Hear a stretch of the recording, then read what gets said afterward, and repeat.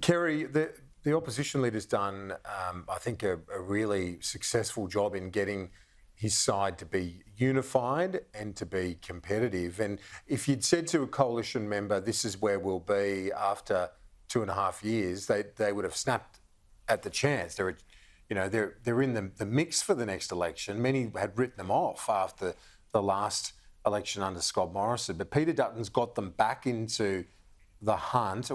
As someone who's been through, the eye of the storm as an opposition leader, he's facing something soon, though, that he hasn't experienced before, the intensity, the ferocity of that sort of campaign. Yes, but he's had a lot of experience now. He's actually had that 2.5 years to be discussing issues, to be facing down the media when he does things that they don't like. So I don't think you're going to see an inexperienced opposition leader in a campaign. He's actually very experienced, both as a minister and now having had 2.5 years, as you say, under his belt as opposition leader. So I'm not concerned about that at all. I think he will stand up to that campaign exceptionally well. I'd just like to make a quick comment, though, on what Bruce said, because, look, the problem with what Bruce said was that he had to take a fair bit of time to explain it.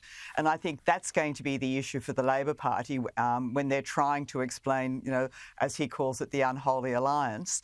The issue that people are still talking about and will continue to talk about is cost of living.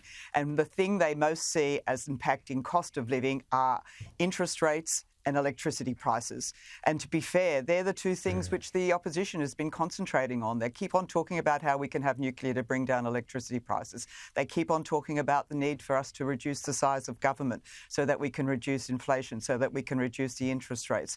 Absolutely accept Bruce's point that it's the RBA that makes those decisions, but at the end of the day, it's the government that wears the opprobrium for not being able to get it done, for not putting in place the things which the RBA thinks are important in order for them to start to reduce interest rates. Yeah, that's going to be the challenge. Bruce, only got about 30 seconds left. Well, it's very easy to explain. We, as a Labor government, introduced legislation to make it easier for you, the people, to get housing loans, to get benefits from the in the rental market, and to reduce the number of people coming into the country. They were all rejected by the opposition and the Greens working together. You can say it in one sentence, and it's a pretty compelling argument, and they've just got to keep doing it time and again. They've got to keep doing it time and again.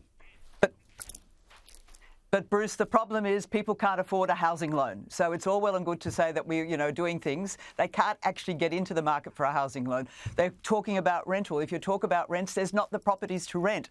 So I think it's all those things which actually make it more difficult for the government.